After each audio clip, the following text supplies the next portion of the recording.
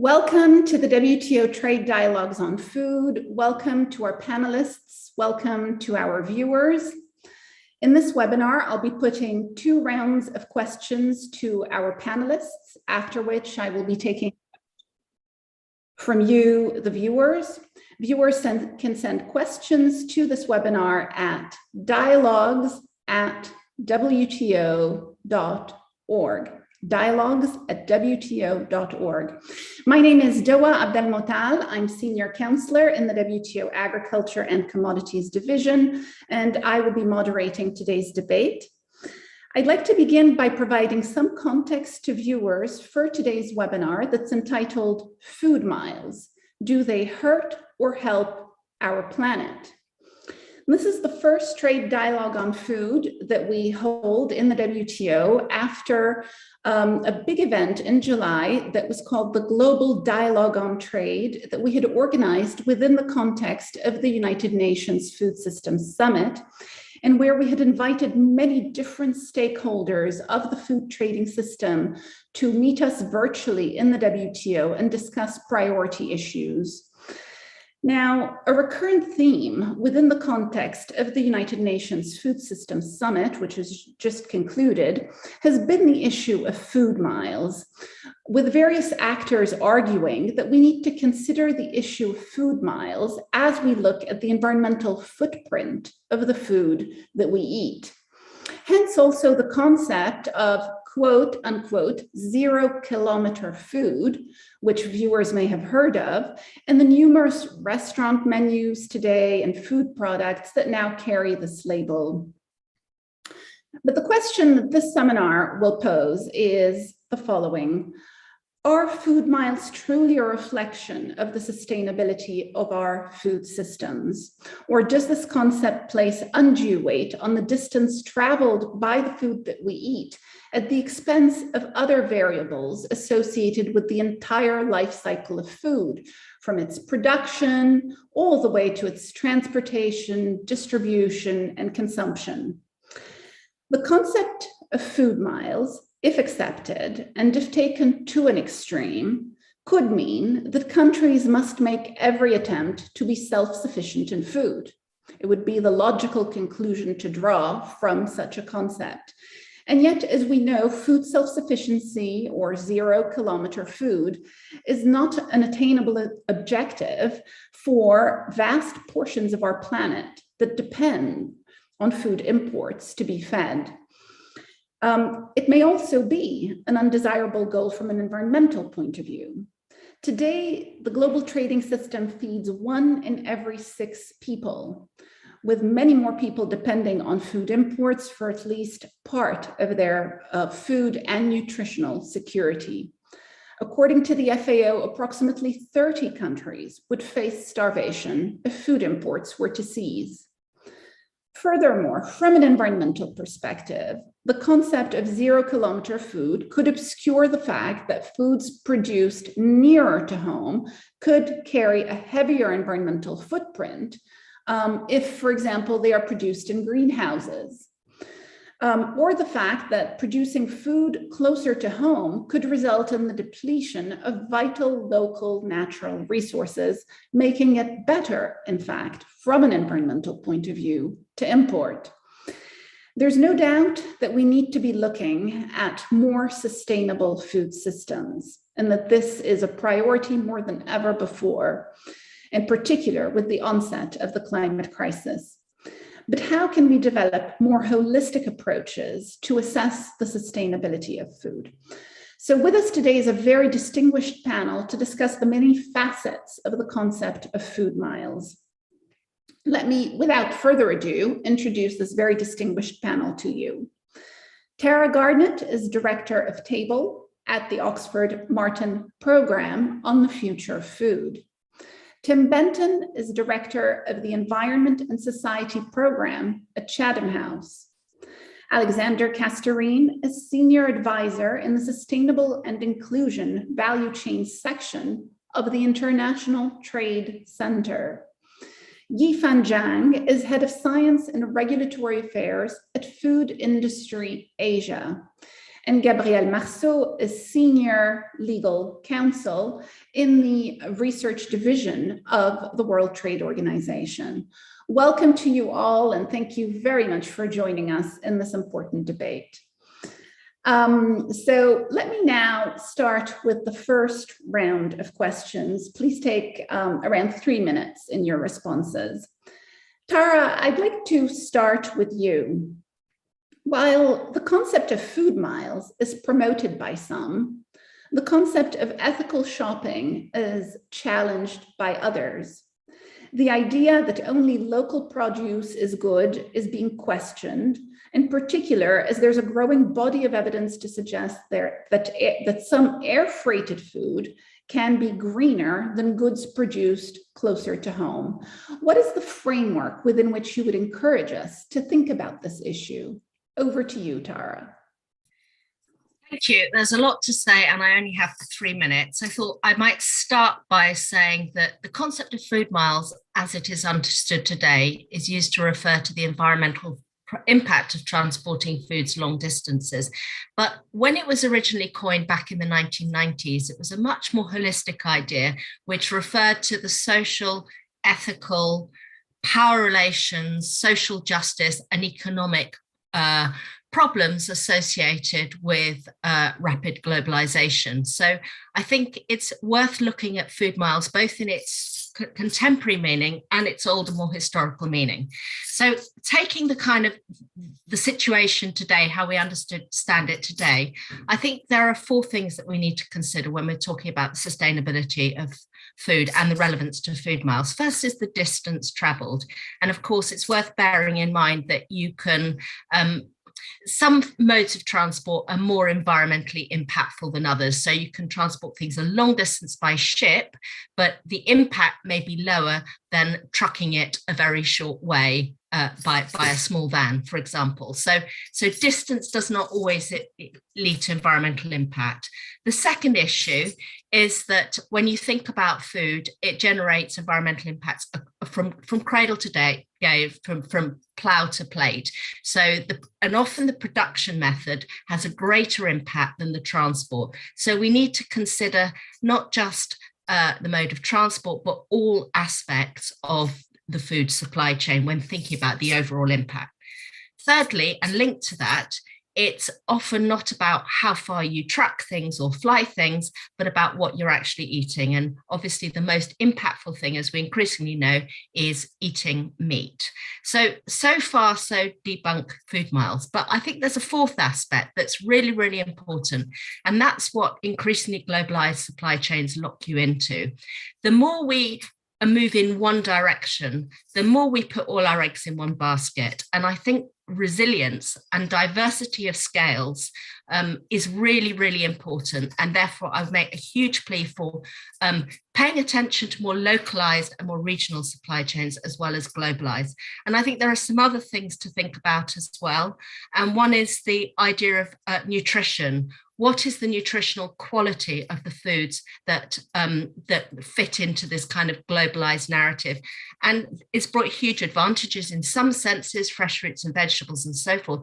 But often these foods are commodities that are traded that contribute to the simplification of diets and the nutrition transition that comes often at the cost to our health and to the contribution of non-communicable diseases. And then finally, I think culture and livelihoods and what the impact of globalization has on local jobs is also really important. So I would say that the shorthand is food miles perhaps don't make sense if you're just talking about a narrow environmental impact, but from a more holistic perspective, they give you pause for thought. Thank you. What an excellent introduction. Thank you so much, Tara. I think you've given us a lot of elements here, from distance to cradle to grave, to looking at the content of our diets, to supply chains, local and regional, and then of course, all of the other elements that can seem somewhat intangible, like culture, and yet, obviously are part of the food system and have to be taken into account. Tim, let me move over to you. Is the concept of food miles oversimplified? And let me very simply put to you the question that is the topic of this webinar. Do food miles help or hurt our planet as a concept? Well, following on from Tara, they do seriously oversimplify it if you take locality of production as a proxy for whether or not that food is sustainably produced or nutritious or whatever it might be. The latest paper, which is by Zhu et al. In Nature about a month ago, shows that the entire beyond the farm gate element of the carbon footprint, at least, is way under, is 12% or just under 12%. And that includes fertilizers, pesticides, processing and transport. And actually the transport element of the food footprint is often very, very small. So if you're thinking about selecting foods based on where they come from, it doesn't tell you anything about their environmental impact other than that component of the small amount that comes from it. And I think to answer your direct question, you end up in this bind that people, if they think food miles is a proxy for sustainability, end up making choices that can often make the situation worse rather than better. So buying local food rather than, as Tara said, buying the right sort of food with low impact production systems and low impact intrinsically. So my favorite paper in this regard came from 2008, I think it was, by two American academics, Weber and Matthews. And they showed in their paper, which was looking at a standard American diet, that shifting less than 1 day's calories from red meat and dairy to eating other sources of protein saved more greenhouse gases than if every other item of food was produced in the garden. It is such a small component of the overall footprint, and it doesn't measure the farming production. It doesn't measure the impact on pollution. It doesn't measure the impact on soils. It doesn't measure the impact on biodiversity, etc. That's all down, as Tara said, to the production method and the locality. Now, the locality does carry some information, and one shouldn't be blind as a consumer to where the food comes from, but the actual distance that it's being transported is, largely speaking, irrelevant to its sustainability footprint. Thank you very much, Tim, for that. So transport, the transport footprint is a small part of the equation, and there are many other elements that need to be taken into account, and we will come to those elements, hopefully, in the second round of questions. Alex, let me come to you. The ITC, the International Trade Center, deals with some very real world challenges that developing and least developed countries face when they export food and agricultural commodities. How might the concept of food miles impact the developing world? Sorry, I'm muting.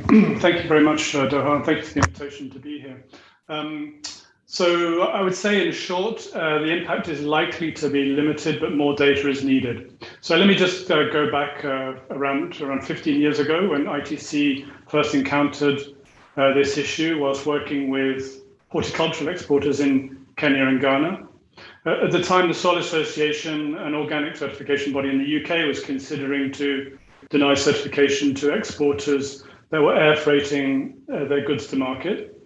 In response, ITC commissioned some research to assess the impact of this ruling on local livelihoods, and the outcome of the study showed that in the region of around 10,000 farming families in these two countries would lose a portion of their livelihoods as they were linked to access to these premium price markets.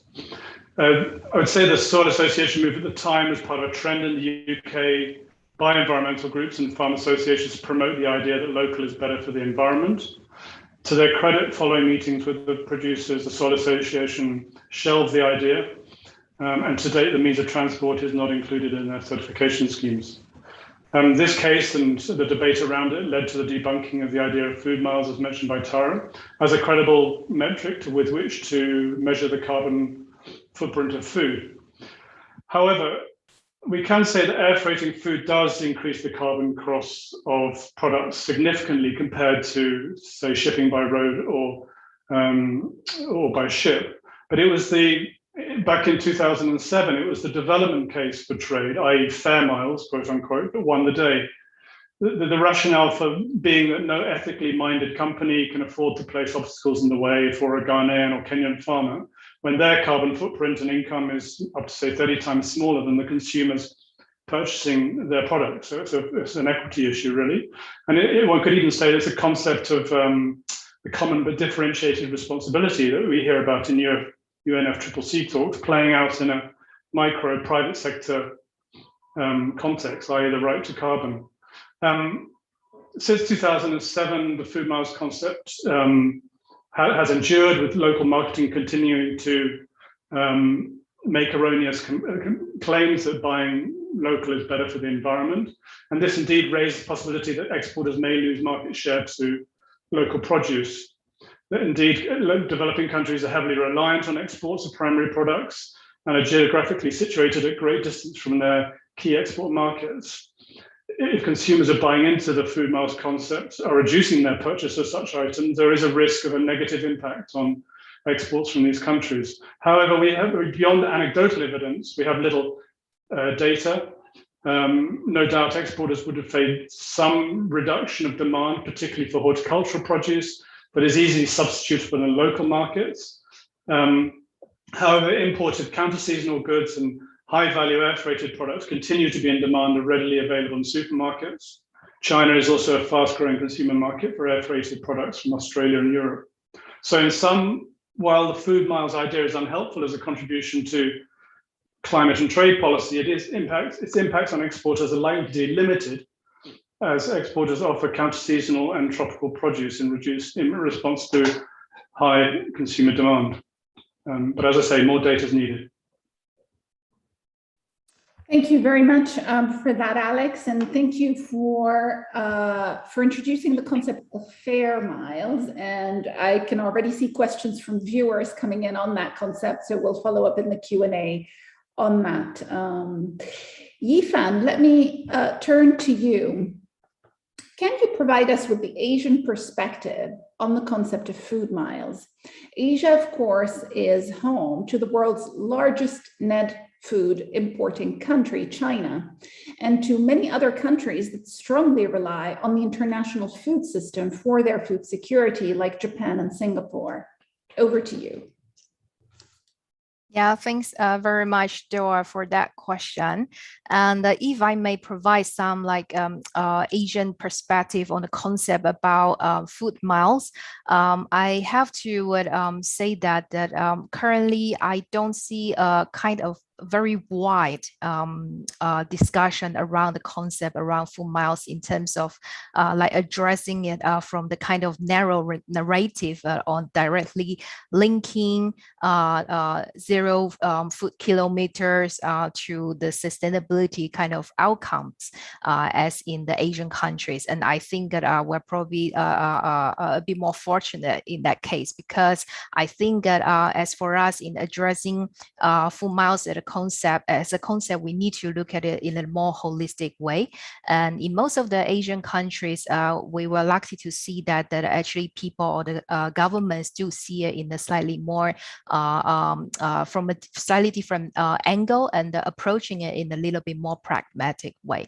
And although I don't see the terminology of food miles is directly being used, but I do observe the discussions around localizing the supply chain, producing and buying local, and shortening the supply chain, right? This is definitely kind of a popular concept that currently is widely discussed among Asian countries and the other countries around the world as well. And if I may take Singapore as an example, actually the Singapore government since 2019 has been placing this on the top of the national agenda to actually boost the local food production. So if you might not be very familiar with Singapore as a country where I'm currently based in, it's a very small country in the Southeast Asia region, and we have only more than 5 million population on this area of only slightly more than 700 kilometer landscape. And actually the city-state itself is almost 100% urbanized. Yeah, but still, the country sets itself a very ambitious goal to actually boost the food production from the current production rate from less than 10% towards achieving a goal of 30% of local food and nutrition production by the year 2030. Yeah, and the government actually, by approaching this, has quite a lot of considerations and policy objective, but actually the key reason behind that is not in terms of sustainability only, but actually the main reason for it is to really help the country to be more resilient in terms of the navigating on the food supply chain, because the COVID-19 pandemic has also accelerated kind of the challenges in the global supply chain in terms of the food supply as well. So the government actually approached it more from a pragmatic angle by addressing to ensure enough local food supply, and make sure that it also acts as a buffer to cushion Singapore from any negative global food supply chain shocks. Yeah. Thank you, Yifan, for what is yet another perspective, food miles as a cushion against food shocks. So that's, that's yet another dimension here, which is about ensuring sufficient domestic food supply. So another angle to the food miles issue, which presumably is driven by governmental planning and not by consumer demand. So this is more about governmental planning. Very interesting. Gabrielle, let me now come to you. As one of the top legal experts of the WTO, what can you tell us about how the WTO approaches the question of voluntary versus mandatory food norms, which in the language of WTO are called standards and regulations, but we want to keep this simple for our viewers. Can you, in the simplest possible way, explain the basic legal tests that the WTO applies to food norms? Thank you, Dua. Thank you for the question and for involving me in this fundamental debate. So trying to be simple, I'll start with the basic principle that WTO usually is dealing with laws, regulations, standards of governments, of countries. And in WTO committees, regulation and standard on food norms or food miles would be discussed when they come from government. And the basic trust of the WTO rules is that governments must ensure that their regulatory treatment is not discriminatory and does not create unnecessary obstacle to trade. Now, what does it mean? It means in practice that any regulatory distinction, this product has so much food miles while this other product has a different level, must be justified and based on legitimate objective. In principle, we also say that it must be based on scientific evidence. If a regulation says organic food will do A, B, C, D, what is organic food must be determined on the basis of objective standard. Now, the WTO generally favors the use of international standard, and I'll come back to this, because international standards involve a lot of countries participating in their creation, and the WTO encourage governments to adopt regulations at home that complies with international standards. Now, are there international standards on food miles? What is also important is that if one government adopts a misleading regulation, the others can react, including refusing to import, invoking Article 20D, because there would be deceptive practices. This concept is discussed throughout the WTO provisions in the intellectual property and mark of origin, but for today, let's look at more practical examples. And I'll set aside also a long list of disputes. There are many disputes about labeling or standard developed by governments, whether it's the old tuna dispute and the famous tobacco plain packaging. But food miles or these sort of standard can also be developed by private actors, by restaurants, by supermarket, and these are not governments. Nonetheless, the WTO in its TBT agreement has a few very interesting provisions that shows the concern of those who drafted the rules for standard developed not only by government, but also by private sector. And I'll come back to this, but just to say at this stage that the agreement oblige or rather encourage governments to make sure, ensure is the term used, that private actors, and it's called non-governmental standardizing body, respect the code of good practice, which itself impose obligations similar to those imposed on governments. So I'll come back on this distinction later on, but I wanted to draw a line between generally governmental measure, but the possibility that governments may be obliged to check what private actors do. Thank you. Thank you very much, Gabrielle. So that's very interesting indeed. The fact that you started with the concept of international standards. I don't think there are any in the area of food miles, but the fact also that you mentioned that misleading information and deceptive practices are part of the WTO framework, although as we have seen in this discussion, the concept of food miles can be nuanced, as we heard from Tara, from Yifan, and there can be different motivations. So let me come to the second round of questions, and back to you, Tara, on food miles. The concept of food miles appears to be appealing to consumers. Some say it alleviates what is sometimes a guilty conscience about the damage we do to the environment. So it becomes a sort of simple solution to a solution that a consumer views as a simple contribution that they can make to a better environment. And yet no one speaks of wanting a 0-kilometer car, a 0-kilometer television set, or a 0-kilometer cell phone, even though the issues are to some extent the same. So does this go back to the intangibles that you spoke about, culture and so on? And how, in your view, can consumers leverage their purchasing power to have an impact on the food system and to push it towards greater sustainability?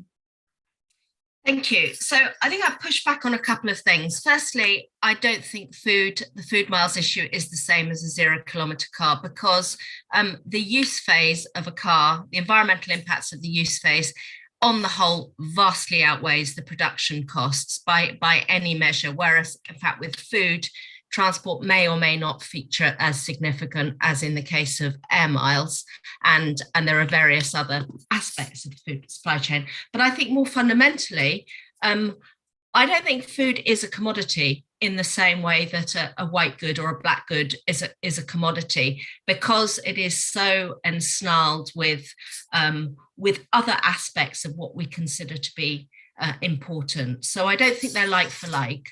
In terms of kind of what the consumer can do, I think the number one thing that a consumer can do as a citizen, not as a consumer, is to vote for governments that take food sustainability and climate change seriously. That's the most important thing.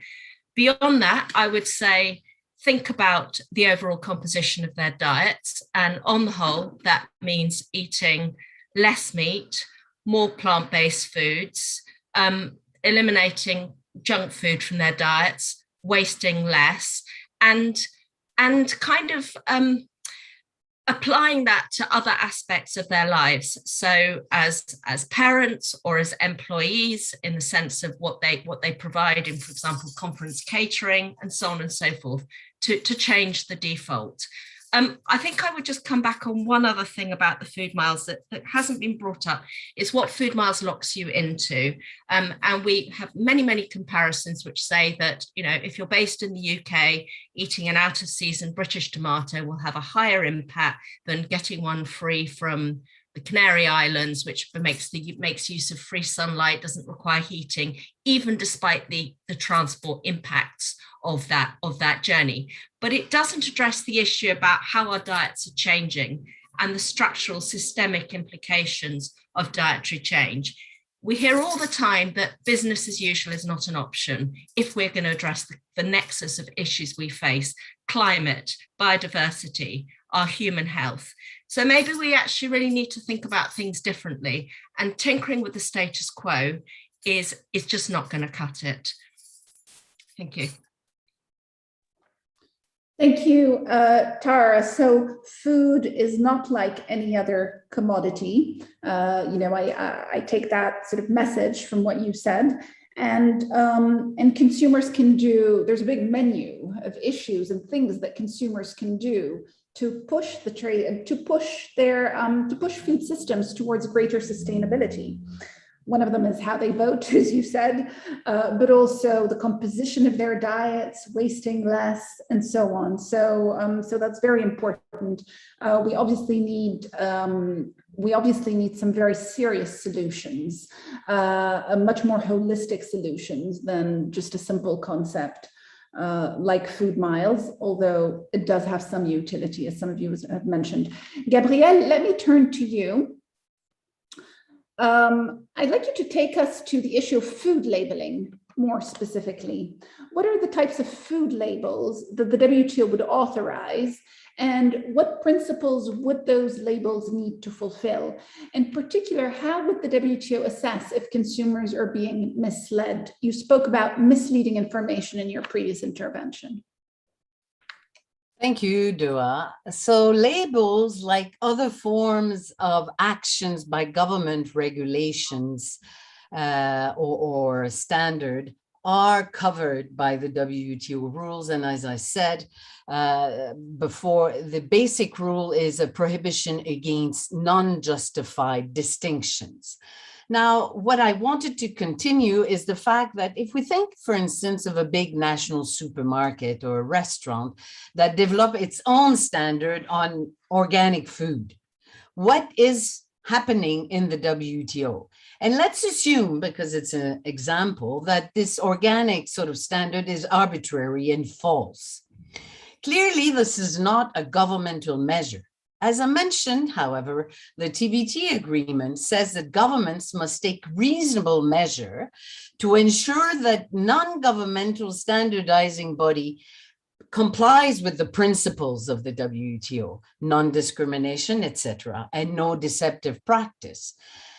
So what does it mean, a non-governmental standardizing body? Some are saying that if the restaurant or supermarket has functions that develop standard, they are covered by the rules.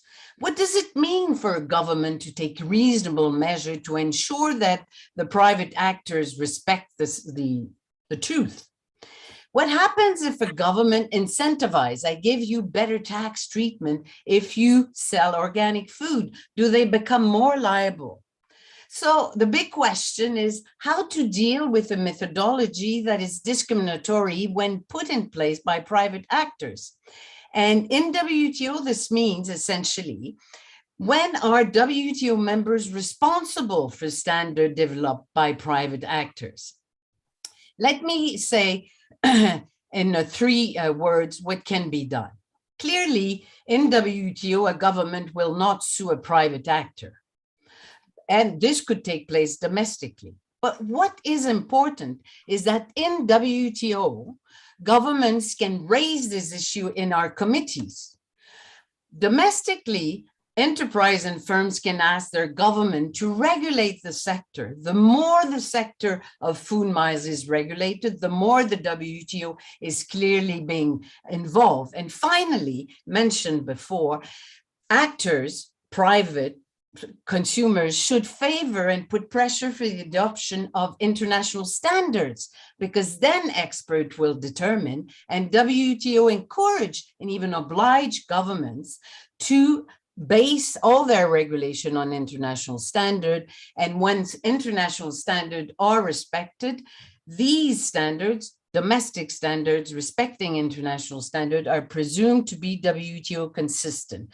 So the situation is not clear, but what seems clear to me is that there is coverage for those situations in the WTO governance regime and committees. Thank you. Thank you, Gabrielle, for that. So there is room in the WTO for addressing those sorts of issues, and there are mechanisms, including for governments to address what private actors do in this sphere. Tim, I'd like to come to you. If we wanted to reduce the environmental footprint of our food, what should we be looking at? Food miles might be one indicator, and therefore food transportation, but what should a more holistic approach look like? Thank you, Doa. I think my last 30 years of working in this space would say you can't easily come up with a proxy for what a sustainable product looks like. You can only come up with an assessment of whether the system itself is sustainable when you aggregate across all of the production of all of the products. And it's very clear that our global food system is unsustainable. It's the #1 driver of biodiversity loss. It's the #1 sector responsible for emissions. It's the #1 polluter. And the production of the food itself is the #1 cause of global mortality and ill health. So as Tara says, it's not a sustainable system in the way that it is. And one of the routes to it not being sustainable is because in essence, trade allows market expansion, and it allows greater incentives to produce more and more and more at bigger and bigger scale and more cheaply. And that has created a narrowing down of what we produce to a small number of crops and livestock products grown at very large scale and very large intensity. Those are now cheap enough for many parts of the world to overeat, economically rational to waste, etc. So rather than take an approach where you say, this is the farming system, this is the food, I think we need to take an approach where we say, what are the planetary boundaries? What are the planetary boundaries that we can't cross? How do we produce food within those planetary boundaries, and think about distributing them equitably and from a basis of delivering nutrition? So that's a kind of top-down view of the overall sustainability of the food system.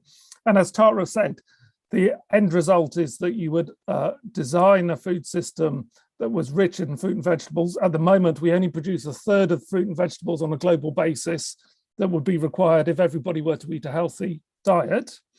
If we were reducing waste and reducing overconsumption and eating less meat, it would reduce the land footprint significantly. So rather than intensification, we could farm in a much more agroecological way. And we could free up land also for carbon storage and regeneration of forests and so on. So rather than think of how do we make this product sustainable, it really is about what do we choose to eat from a systemic perspective, what do we encourage to eat, and how can we align the needs to reduce our greenhouse gas emissions, protect biodiversity, and create healthy diets equitably distributed around a global basis. And that suggests we should be growing very different things in very different ways. And of course, trade is fundamentally important to delivering any form of transformed food system. But at the moment, we don't have the ability to make the incentives around the trade in the major commodity crops sustainable, because we are just leaving it effectively to market mechanisms to decide how much is produced, where it's produced, and so on. So to a certain extent, we've got an issue of overall global governance to make our food system sustainable. Thank you very much for that. So we need to be growing different things in different ways. Very well put. Alex, the idea of buying local persists as something that is good for the environment. Why is that? in your view? Well, I think we agree that it's food miles is an unhelpful, but it is also an enduring concept. One of the reasons it's simple and intuitive. Carbon emissions from transport are visible in the mind compared to, say, embedded carbon in fertilizer. Focusing on distance travel is more simple than thinking about the carbon footprint of agronomic practices. When you're going around a supermarket, you can't make these sort of complex carbon calculations even if you wanted to. So the food miles has traction. Farmers in Europe are understandably looking for ways to add value and mobilize their own direct marketing efforts, and buying local is a winning idea. So why would you change it? But I think it's also important to think about how there are bigger climate change related trends impacting on developing country exporters, impacting on trade. So one is, which has already been mentioned, that demand for plant-based products is increasing as vegetarianism and veganism grows. This can be positive in so much as plant protein is less carbon intensive to produce than red meat protein. However, soya demand is also linked to deforestation, an issue that is playing out in trade policy. Whilst demand is growing in low carbon ways, as mentioned, carbon intensive demand also continues to grow. So the OECD predicts meat consumption and exports to increase, particularly in Asia, over the next years as income rise.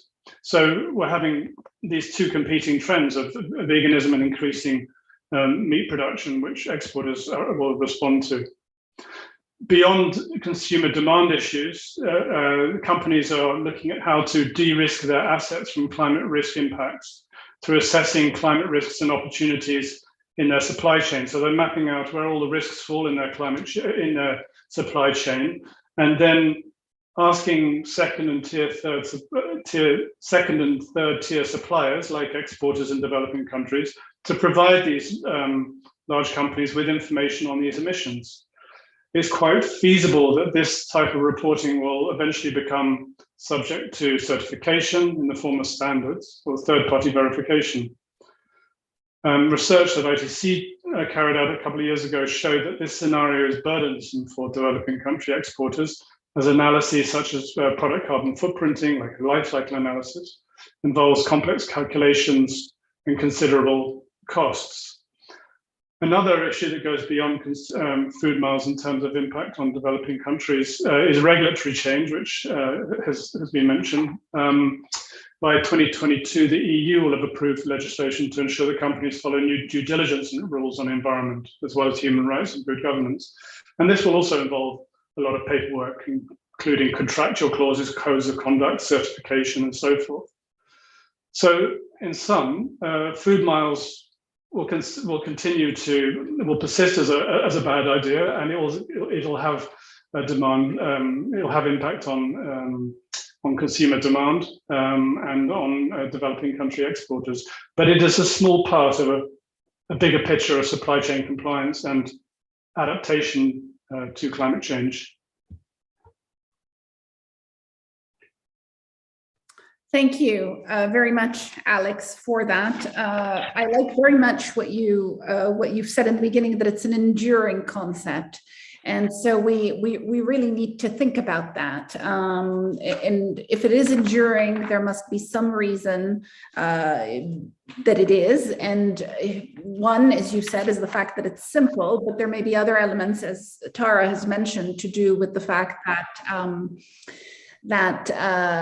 food is not viewed by the consumer as just any other commodity. Yifan, let me come to you. If countries could promote more sustainable food systems, what should they do? Yeah, thanks, Doa. That's a great question and also a very big question. Yeah, let me try to attempt to answer it based on my perspective, and that probably the other speakers can feel free to add on as well. Yeah, so I think that we are looking forward for countries to actually come up with the relevant national policies on how can we support more sustainable food production and the food system. And some of the speakers earlier have also mentioned about the areas on that where can we look into in terms of promoting and ensuring biodiversity and the more resilient kind of production system that can actually endure the challenge related to like climate change and things like that, right? So those are also great points. And that we also talked about reducing the carbon footprint in the food production, right? So currently we have observed that a lot of countries actually have also already set themselves their own carbon emission goals, yeah, and the entire food sector and the related industry also need to be part of the picture to see how can we reduce our carbon footprint. And actually, we're also lucky to see that this doesn't necessarily only can be addressed by actually shortening the supply chain.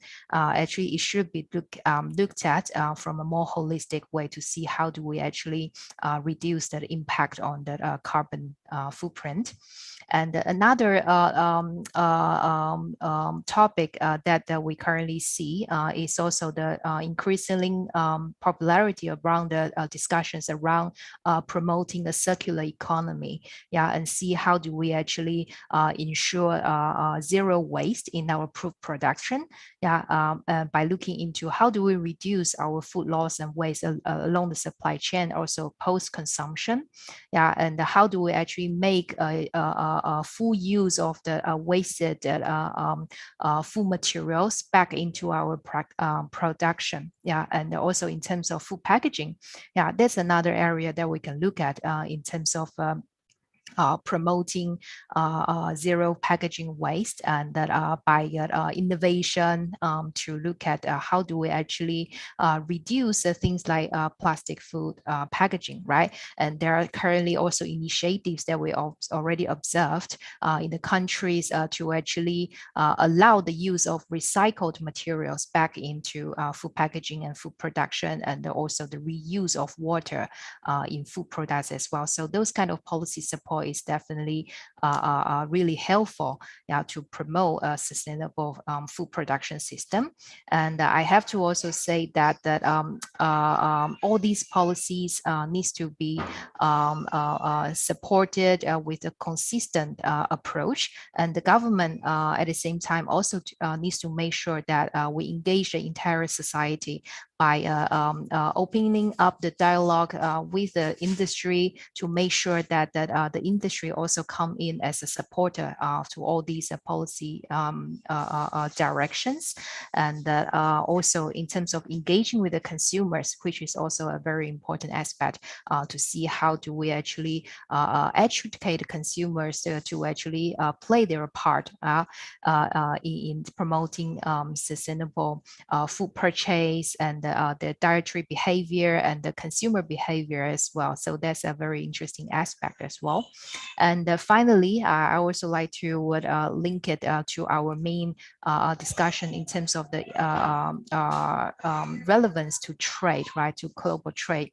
And that I think that governments and countries also needs to make a full utilize of how to actually take advantage of trade to also play a role in the addressing the national food system in a more sustainable way. Yeah, because trade has a lot of benefits to also to support in the sustainable food system goals, because we can't just simply expect every single country to be able to produce all food products locally, right? Trade must happen, and it has all sorts of benefits in terms of utilizing the competitive advantage of the different countries, because some countries are just naturally have, for example, more fertile lands that can produce more food products in a more sustainable way. Yeah, and that actually can also support in the global food trade and the global food system. Yeah, so yeah, those are the other areas that I want to share that, and that I can think of.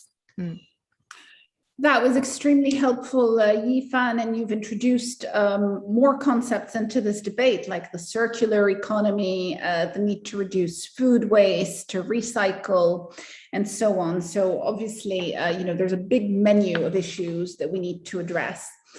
This now brings me to questions from viewers, and we have a lot of them, so bear with me as I organize them for you. Perhaps, Gabrielle, I will start with you. There are many questions for you, but let me just ask you the first question that has come in. And it's on restaurants that use the label 0 kilometer on their menus. Can the WTO actually do something about that? Is this something on which the WTO could act if necessary? So thank you, Dua. As you know, the WTO itself never acts. The WTO is a forum where countries discuss. It has a court. So could a government complain that the other government is not doing enough to make sure the restaurants doesn't cheat? Assume that the food miles is a flawed one. And the answer is what I tried to explain before. This could certainly be raised in the committee, TBT. This, and then a complaint where one country complains that the other country where the restaurant is located is not doing enough to ensure that the restaurant doesn't cheat, assuming it cheats. So can there be a dispute? It's not clear, but I think there's room for imposing obligations on governments to check their private actors when they standardize, when they develop food miles of such standard, especially when they know what the restaurant does or doesn't do. Thank you. Okay, so this leads me to the second question that has come into you, Gabrielle, since it's very connected to what you've just said. A question from a viewer that is saying, does the WTO have any real firing power when it comes to standards that are developed by non-governmental entities? I'm not sure what you mean by firing power, but the WTO does not develop standards. The standards are not developed here. What the WTO does is first to tell governments, please base your regulation, standard, labels, whatever, base that on existing international standard developed outside, whether private or public. If they are international standard by standardizing body, the WTO encouraged that because it favors harmonization, transparency, in all this. But the WTO itself has no police that will fire those who mislead. But if a government tolerates misleading information, arguably, it can become the victim of actions by others who will block trade from that country or raise an issue in the committee or even initiate a dispute. Excellent, very clear. There are more questions to you, but I'll move on to some of the other speakers.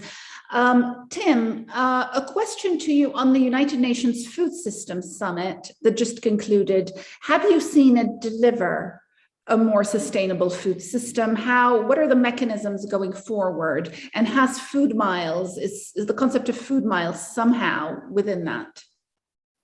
Well, there's been a lot of discussion throughout the course of the development of the summit, and of course at the summit and the pre-summit itself, about how to transform our food system to be more sustainable. And broadly speaking, there are, I think, two contested views about what a more sustainable food system would look like.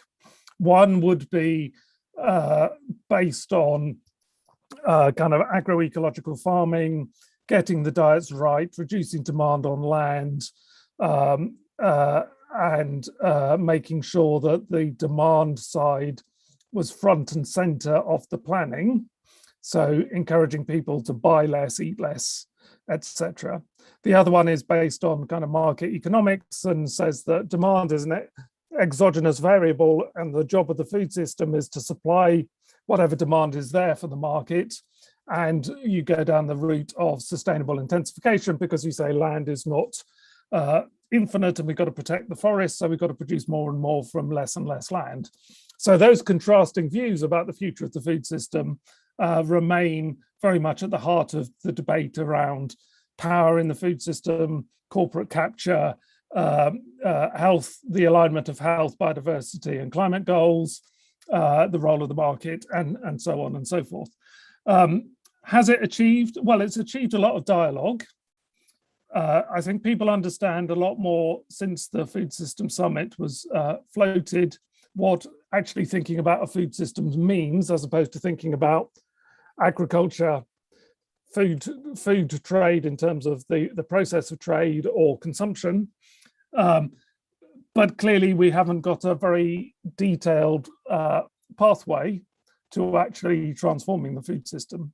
My own personal view is that the increasing health costs from poor diets will mean that governments are going to start putting incentives on citizens to eat the right sorts of foods, and that in turn will flex the markets calling for the production of different things in different ways.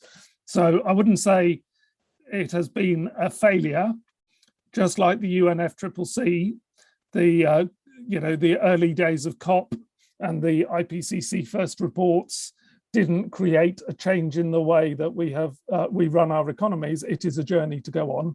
But as Tara said earlier, I think there is global recognition that business as usual, tweaking at the margins, is not going to achieve what we need to achieve in terms of biodiversity, climate and human health.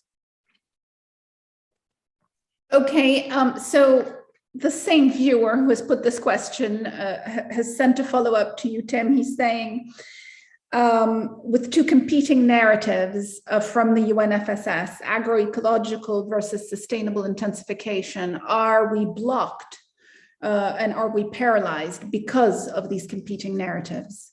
He's asking. No, I don't think we're blocked. I think there is a generic issue to do with both the power and market concentration of major players and the push from governments to maximize production and consumption from an economic growth perspective versus the needs of citizens to have access to better diets and live in sustainable and low stress, low climate change, high biodiversity contexts and so on. So I think there isn't so much a blockage as that there is a bit of a clash of framings, and at the moment the market-led consumption-based approach is still taking precedence because that's where the entrenched power is. But I mean, you know, my background is in ecology and sustainability. If you think about a positive GDP means the economy is growing year on year exponentially in real terms. The GDP exponential growth is based on increasing consumption growth. If we have our economic models globally based on exponential consumption growth and we live on a finite planet, those two things are going to, in a Malthusian way, cross at some point. And I think part of the challenge for the sustainability community is, unlike 30 or 40 years ago, we are starting to see that if we carry on consuming and growing consumption in the way that it has done, it will undermine all of what we have fought for over the years in terms of economic and social development. So ultimately, those two competing tensions are going to have to come face to face. And at the moment, it's being won by the consumption growth kind of economic power perspective, but people's well-being and people's mental health, as well as the planetary health, at some stage has got to bring that back into line of what is livable with on a finite planet. Excellent, thank you for that. Tara, there are many questions to you, which I will sequence.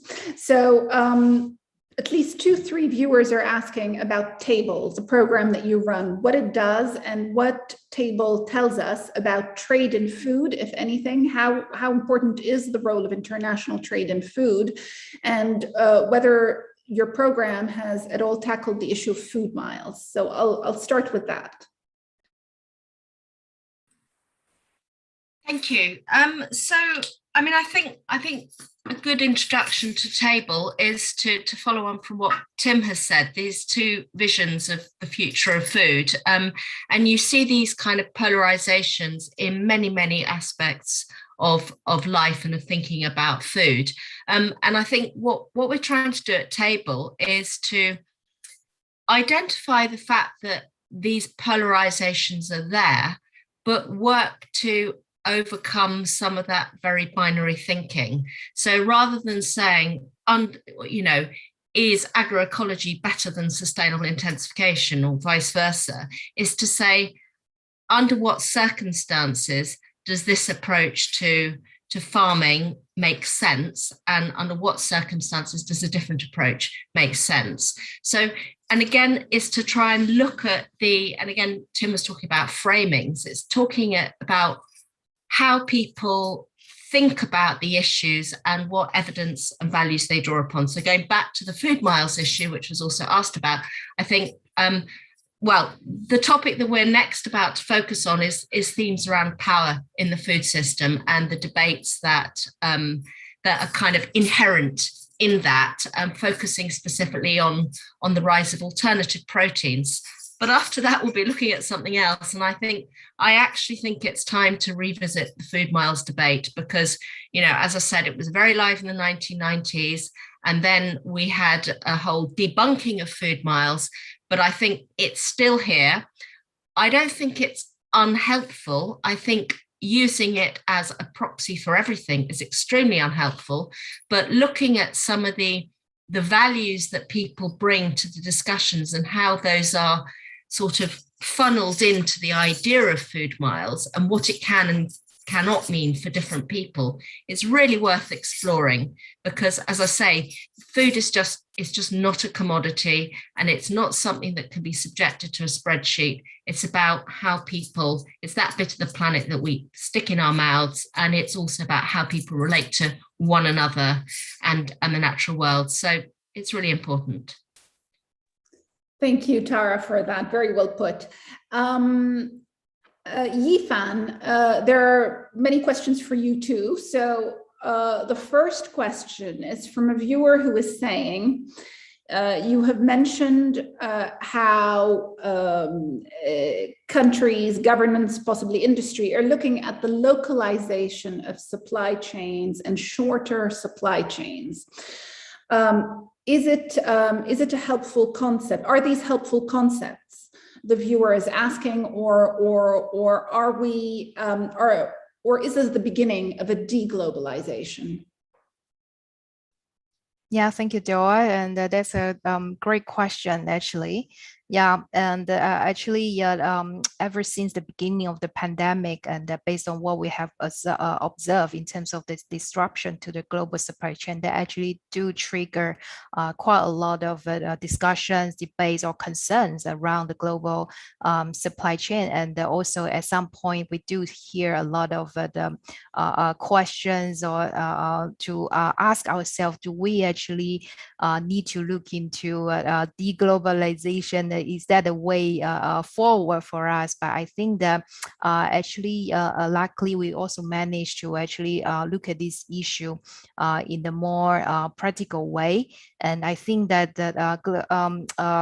global trade is here to stay. Yeah, I don't think that we can just like stop trade overnight. It has to happen. However, there is certain towards a certain level of the review of the current global supply chain. But actually, I don't think that we should put deglobalization or shorter supply chain as our end goal. It's actually only a way for us to see how we actually become a little bit more resilient and agile in response to how do we manage the global supply chain and to be more resilient, in navigating on the current system. So a lot of the companies that from the company perspective, are actually reviewing reviewing on how do we assess the risk that they have in their current supply chain, and does it actually make sense for them to see whether a longer supply chain or a shorter supply chain really add to the resilience into their overall system. Yeah, so there's no like one single solution to increase the resiliency, and we do see certain companies actually do still prefer to actually have a longer supply chain to actually also support in terms of their risk mitigation and ensure their supply chain resiliency. Yeah. Thank you very much for that. Alex, a question for you from a viewer who is saying that you mentioned in one of your interventions that buy local is a concept that is sometimes pushed by farmers and promoted by farmers. And the question from this viewer is, do you see any protectionism in that? And how does the concept of fair miles come into play? Thank you for the question. I tend to view the claims made around food miles by farmers in importing countries in a sort of glass half full way as opposed to a negative way, in so much as farmers are looking to capture more value. They are going to make claims about their products. Some of them may not stand up to scrutiny. But it is, I can understand why farmers want to shorten the supply chains, why they want to develop direct marketing initiatives, why they want to trade on heritage, on biodiversity, on local food systems, on building local communities. And this has got particular resonance in the last 5 or 10 years, as there's been a pushback to globalization, as there are many people who don't see that they've benefited from globalization. So in a sense, it's not just about food marketing, it's kind of a part of a broader movement thinking about local economies and so forth, and how they're integrated in the global economy. So that's how I see it playing out from farm associations. So I wouldn't immediately jump to saying it's a protectionist issue. Then the second part of the question was on fair miles and the concept there. Is that correct? Yeah. So in terms of fair miles, this was a concept which I think was coined by IIED in London, which I think was quite a sort of catchy way to offer an alternative view of trade in agricultural products vis-a-vis climate impacts, i.e. trade in agricultural products has important economic impacts at the local level for rural communities.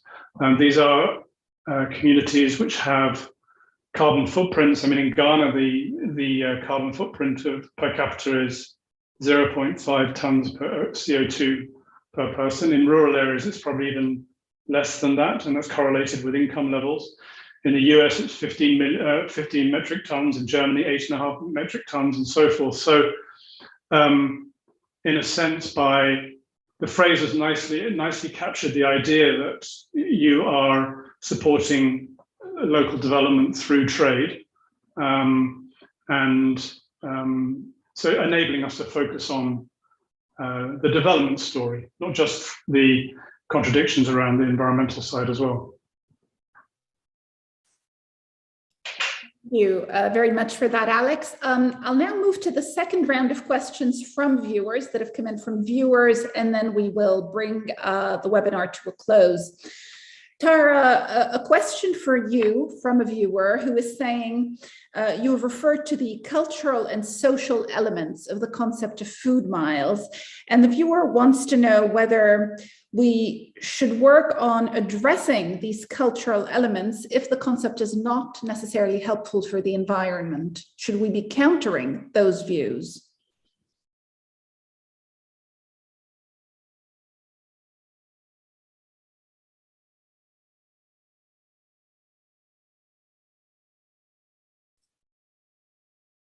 Tara, are you with us?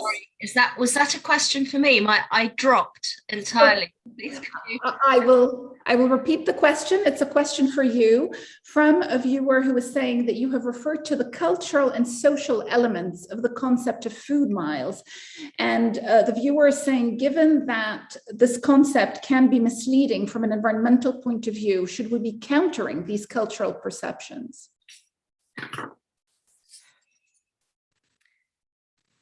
I think that's the phrasing of that question is really reflective of how people have different approaches to what we want from food.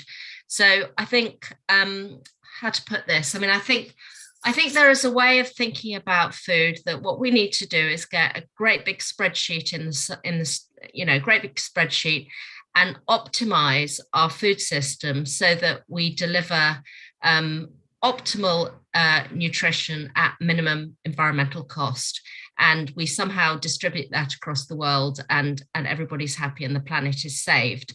I think that's a way of thinking about it that is never going to happen in practice, because people are messy, governments are definitely imperfect, so is the market, and that people bring different ideas to what we want for food. So again, if you take food miles and trade has for many people brought huge benefits and opportunities and new ways of thinking and so on and so forth. But we've also lost a lot. We might have lost things like local languages, local traditions, local values. These are very, very difficult to enumerate and put in a spreadsheet and think and then weigh up the benefits and the disadvantages. So this is a very long way around for thinking about what we really need is to get people thinking and talking about what's important to them about food, and to hear different perspectives and different points of view, to try, and bearing in mind Tim's point that we have one planet and that we have to do something differently. So I think the idea that food miles is entirely a misconception is, from one perspective, very, very accurate. From another perspective, it sort of misses the point.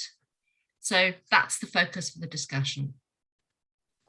Thank you very much for that. Tim, a question for you. A viewer is saying that you have mentioned that there are no proxies for sustainability, and that in the food system, we need to be assessing the system as a whole. And the viewer is asking whether anybody is working on a global food sustainability index that assesses food systems holistically.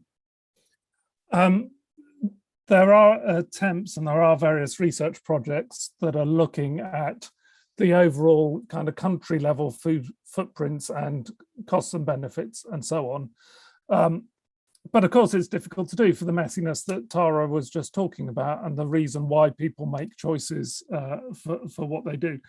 But, you know, just the reason I'm skeptical about per product food footprints is, I don't know, if you go to New Zealand, for example, since they deregulated the market, they put a lot of effort into reducing the greenhouse gas intensity of their milk. Credit to them, but reducing the greenhouse gas intensity of their milk has meant that their farmers have become more efficient, prices have come down, they've been able to invest in growing more cows, and total volumes have gone up. So the overall greenhouse gas emissions from the sector has increased. So the corollary of that is that the per product footprint doesn't tell you about emissions from the sector as a whole, and you have to look at the sector as a whole.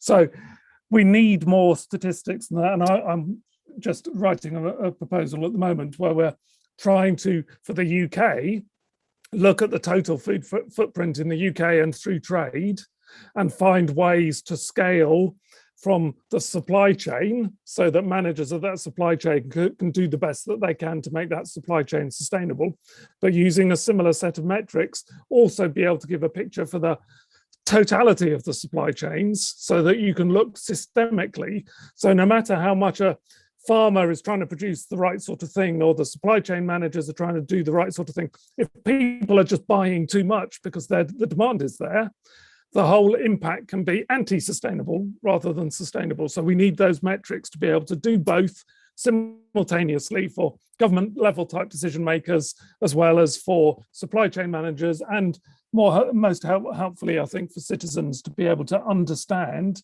some of the consequences of food. And I would like to back up what Tara was saying. A lot of this is about people becoming more inquisitive and having conversations about what they want from food. And, you know, I can see certainly in my neck of the woods, people becoming more interested about the supply chain consequences, more interested in the nutrition consequences, more interested in the cultural consequences, and much less willing to take on board what is marketed to them, ultra-processed food, without knowing where it comes from, without understanding the nutritional consequences, and so on. So increasing transparency in the food system and allowing people to make more informed decisions, including in governments, etc., I think is part and parcel of the way that we might be able to transform, and making sure, as Alex has keep on saying, that we bear in mind the economic imperative to allow smallholder farmers to access markets from a development perspective, and avoid that kind of rich world says no to the poor world, and then the poor world suffers disproportionately. Over. Thank you very much. Yifan, a question to you on what you mentioned about some countries looking at the concept of food miles in a different way for them. It's a way to ensure food security in times of crisis and to create buffer stocks. And the viewer is asking, what is the opinion of Food Industry Asia and of industry in general on the concept of food buffer stocks?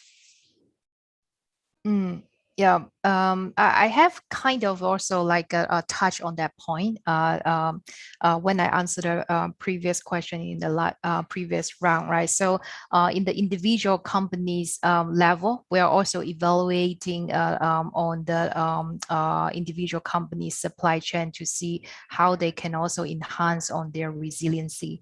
Yeah. And that also includes on a comprehensive review on and also the strategy going ahead, whether they want to maintain the current global trade system and the supply chain, or do they want to look into a slightly different approach by actually prioritizing the local markets and shortening their own supply chain. That actually, that kind of discussion is also happening. And but we actually also observe that companies may go into different directions. Really, it has to be based on individual companies' strategy and the nature of the products that they are dealing with. Yeah, so still there are companies that prefer to maintain their current state of play, and but there are also companies that indeed actually tends to start play a little bit more different approach by increasing their sourcing from the local supply. Yeah, but actually we see that there are much more like complexity and the dynamics around it. Yeah, so the thing is that it's really about like what makes best, yeah, for your company and your supply chain, and increase your supply chain efficiency and offer your products to your consumers in different markets. Thank you for that. Alex, a question on developing countries and private standards. A viewer is asking whether from where you sit in the International Trade Center, you see private standards, i.e. standards by non-governmental actors, as obstructing the trade of developing countries. Okay, I mean, I think that moves slightly beyond the food miles, although it does relate to food miles. I can explain why I think that is. I mean, they are an obstruction in so much as they are a market requirement, a de facto market requirement, and it's generally larger companies who can take on the fixed costs of managing compliance with private voluntary standards. So there are costs in terms of learning new farming processes and so forth. There's organizing farmers into groups. There's developing new marketing initiatives around the standard. It's a whole series of audits and verifications. So these are costly. In some cases, the cost is rewarded with premium prices. In some cases, not. And it's a long-term commitment. It's, as I say, it tends to favor larger companies. So in that respect, it is an obstacle to the market. However, it is a de facto requirement to enter the market in many areas of food production. In terms of how this relates to food miles, as I mentioned, companies are being required to provide information on their emissions in production and processing to their buyers. So retailers will have their own in-house standards on carbon. There's the greenhouse gas emissions protocol, which companies will follow. One exporter I spoke to this week said that he expects third-party verification to come in. And this is burdensome without any doubt. It would be complying with a complex methodology. So potentially, yes, this would raise the cost of business for small and medium enterprises at a time when, I mean, the irony is not lost in so much as farmers in developing countries are probably facing the worst effects of climate change and have the greatest challenges with respect to resilience and adaptation, yet they're being required to report on their emissions. So it's, I'd say they're the same type of concerns that we had 15 years ago and the same type of narrative when we were talking about fair miles. Over. Thank you, Alex. Gabrielle, I'd like to turn to you first to see if you wish to comment on the question that came into Alex, and then to put a question from a viewer to you, which has to do with labeling. The viewer is asking whether the WTO has had food labeling disputes and whether these have revolved around the concept of misleading information and how they can inform, perhaps, the food miles discussion. So, yes, Doa, thank you for the question. First, a comment on what Alex said. I fully agree. And indeed, a lot of private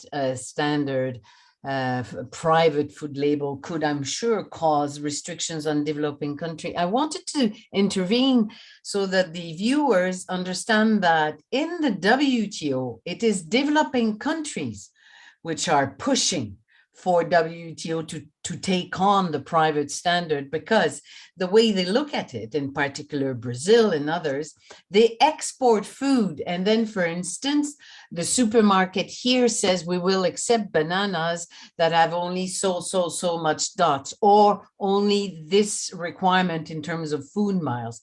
And many developing countries want the WTO to get into this. And therefore, they argue that even if it's a private action by a supermarket, by a restaurant, there's some sort of attribution. The government of that restaurant should step in. Now, the other question on labeling, yes, we've had different disputes that indirectly touch on labels. And one of them is the US Cool, that was a label about food and its origin.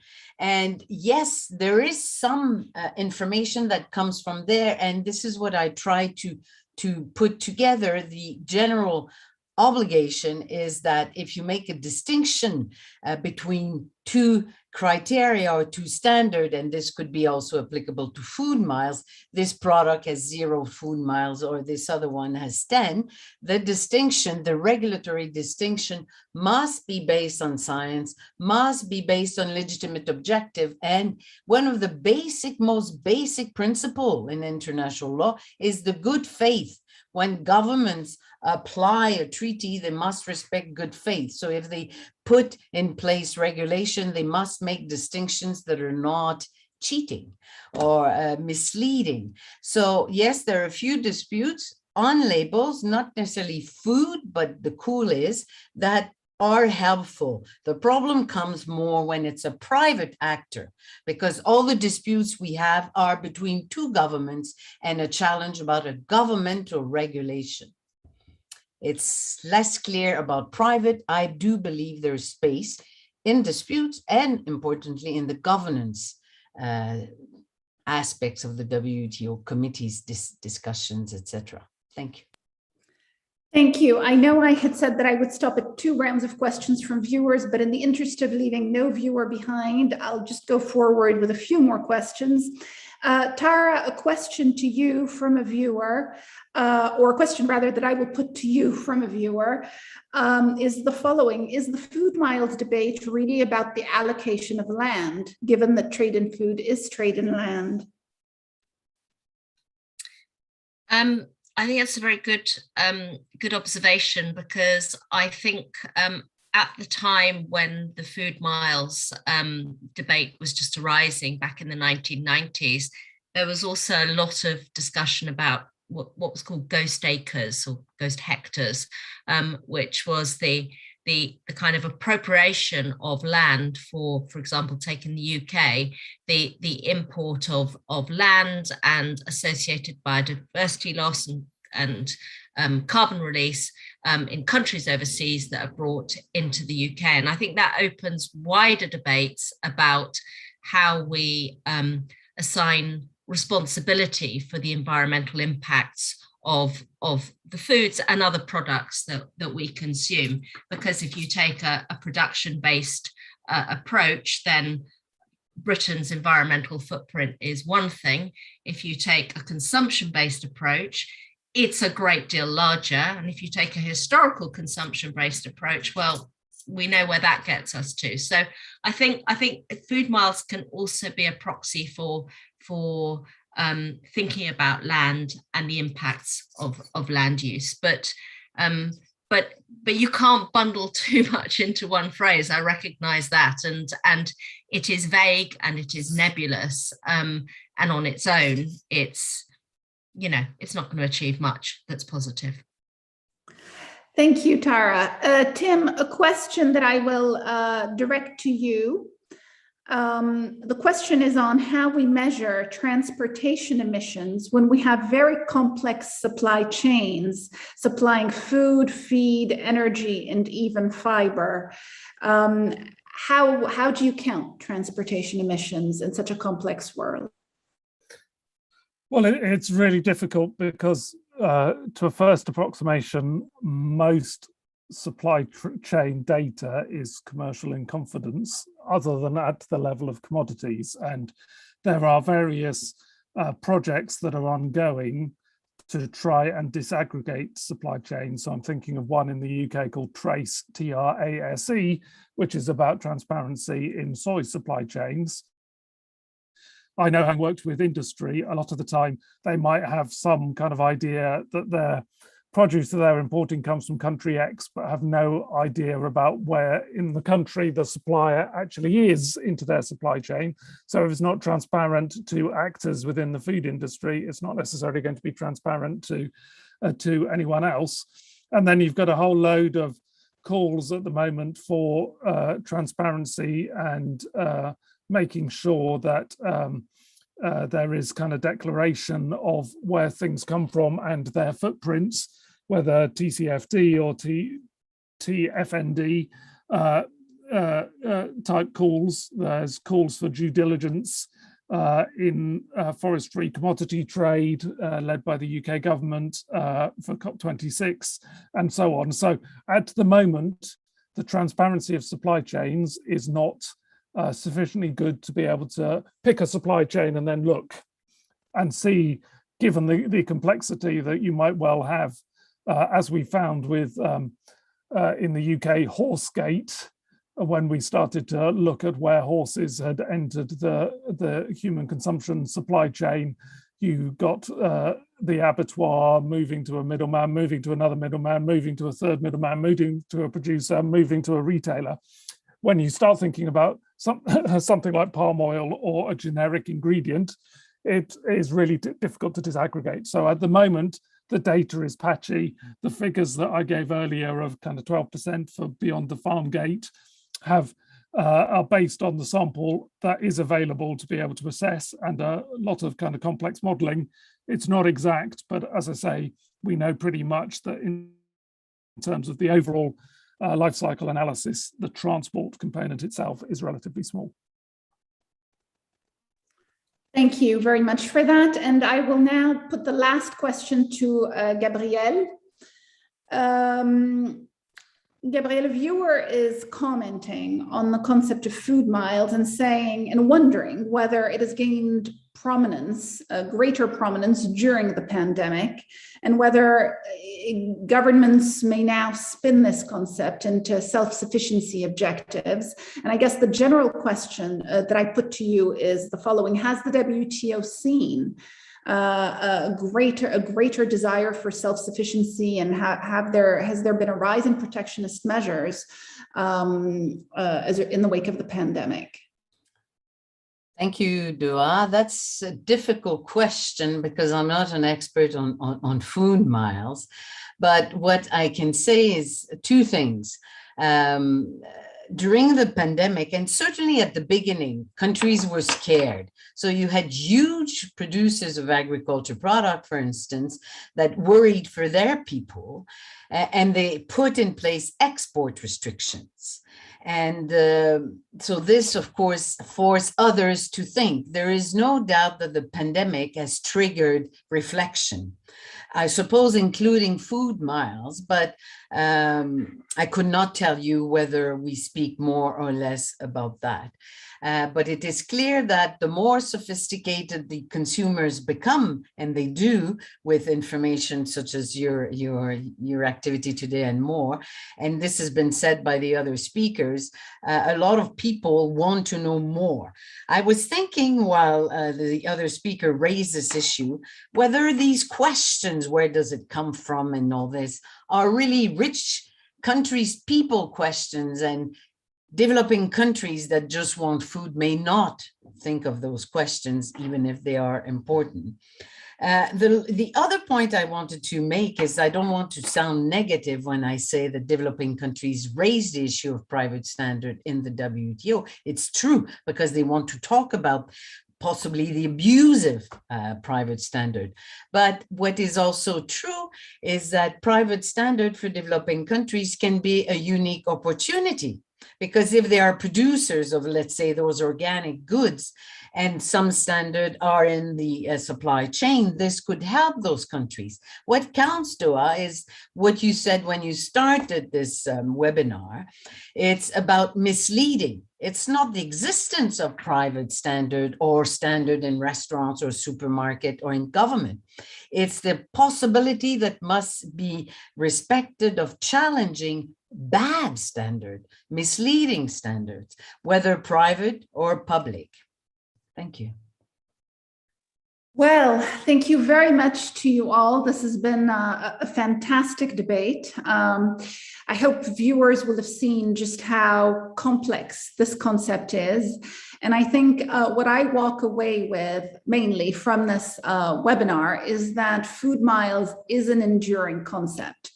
It has pros, it has cons. Some may look at it from exclusively an environmental lens and dismantle it. Others look at it from a broader lens and see some value to it. I think the debate will persist. It's important that we continue to have these dialogues. I want to thank each and every one of you for the unique perspective that you've brought. And I want to thank viewers for their incredible engagement. So until the next episode, see you soon and take care. Goodbye, everyone. Goodbye. Thank you very much. Goodbye. Bye. Thank you. Bye, everyone. Goodbye. How do we close this? Bye, Dua. Bye, Gabrielle.